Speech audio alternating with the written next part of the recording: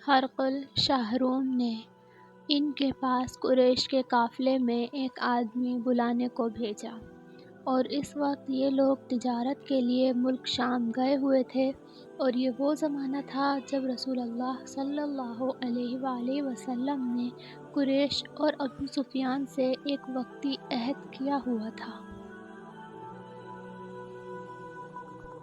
جب ابو سفیان اور دوسرے لوگ ہرقل کے پاس ایلیا پہنچے جہاں پر ہرقل نے دربار طلب کیا تھا، اس کے گرد روم کے بڑے بڑے علماء، وزراء و امراء بیٹھے ہوئے تھے۔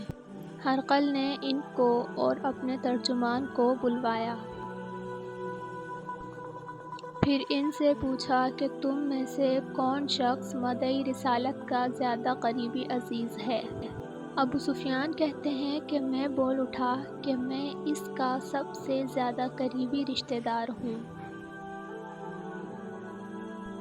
یہ سن کر ہرقل نے حکم دیا کہ اس کو، ابو سفیان کو میرے قریب لا کر بٹھاؤ اور اس کے ساتھیوں کو اس کی پیٹھ کے پیچھے بٹھا دو۔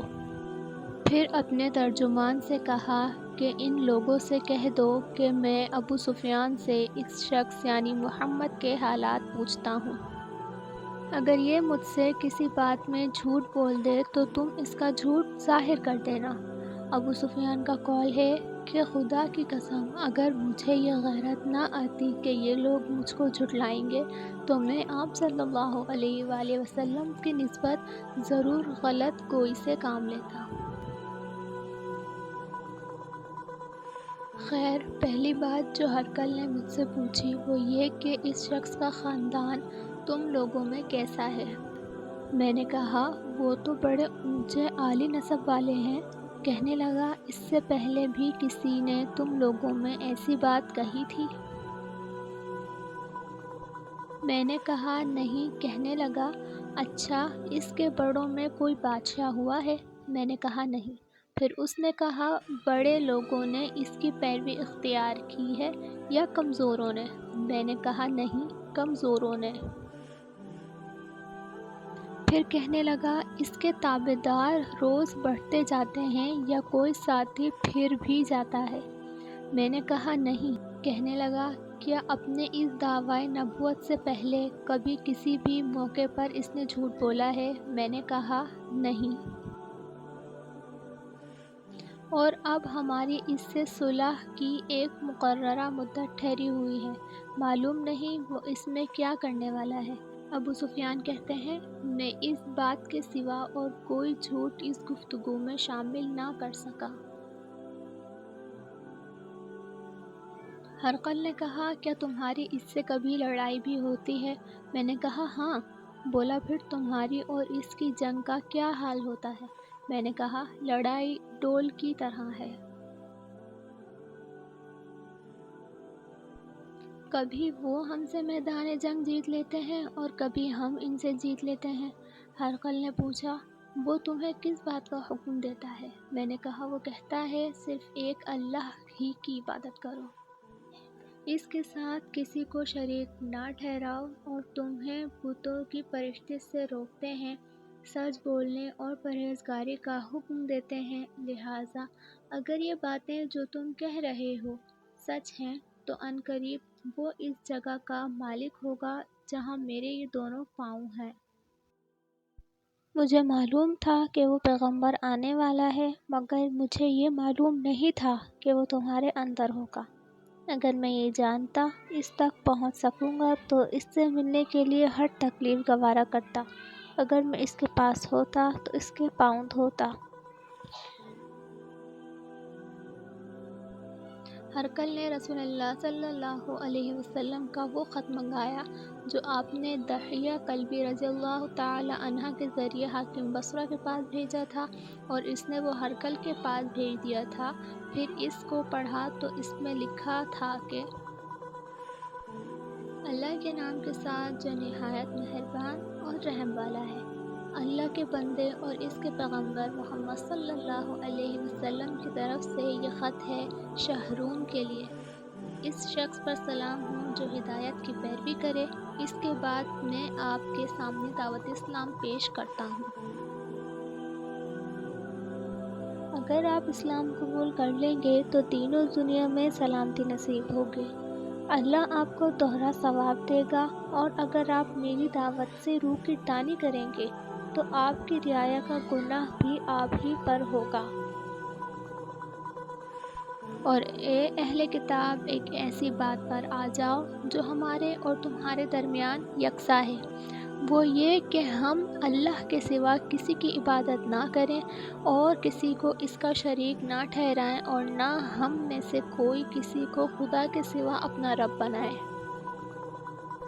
پھر اگر وہ اہل کتاب اس بات سے منہ پھیر لیں تو مسلمانوں، تم ان سے کہہ دو کہ تم مانو یا نہ مانو، ہم تو ایک خدا کے اطاعت گزار ہیں۔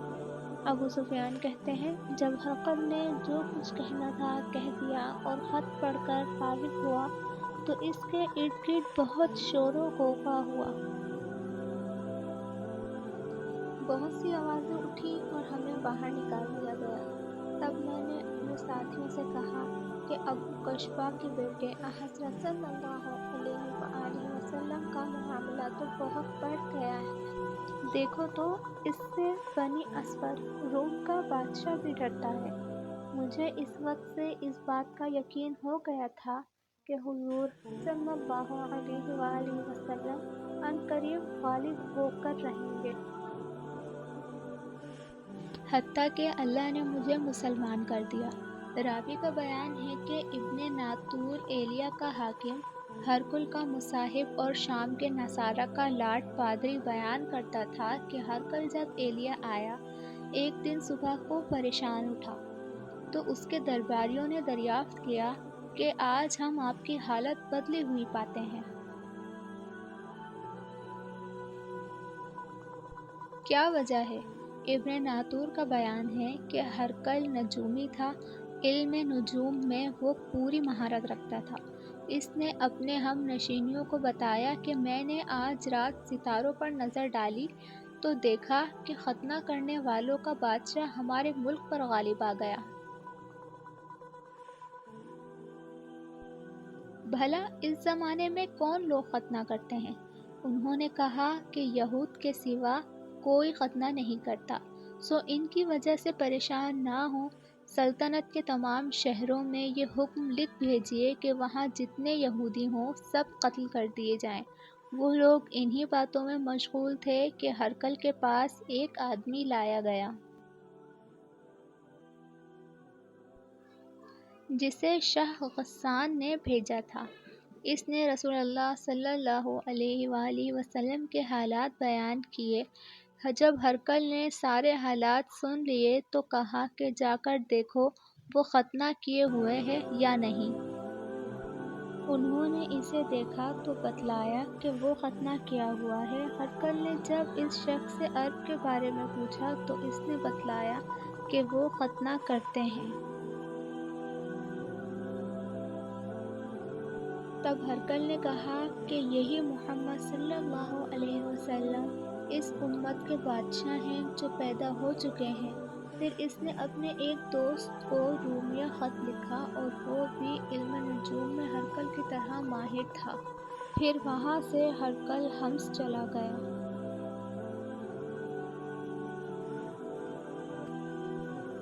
ابھی حمص سے نکلا نہیں تھا کہ اس کے دوست کا خط اس کے جواب میں آ گیا۔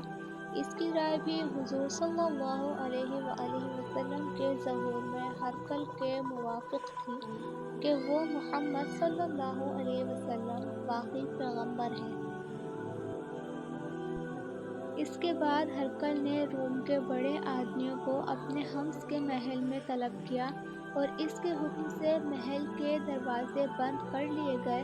پھر وہ اپنے خاص محل سے باہر آیا اور کہا، اے روم والو، کیا ہدایت اور کامیابی میں کچھ حصہ تمہارے لیے بھی ہے؟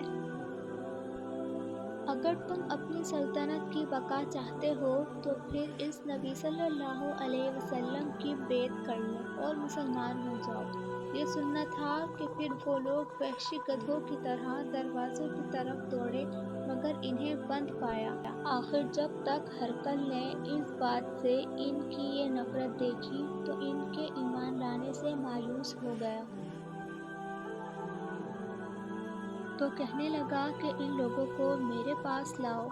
جب وہ دوبارہ آئے تو اس نے کہا، میں نے جو بات کہی تھی اس سے تمہاری دینی پختگی کی آزمائش مقصود تھی، سو وہ میں نے دیکھ لی۔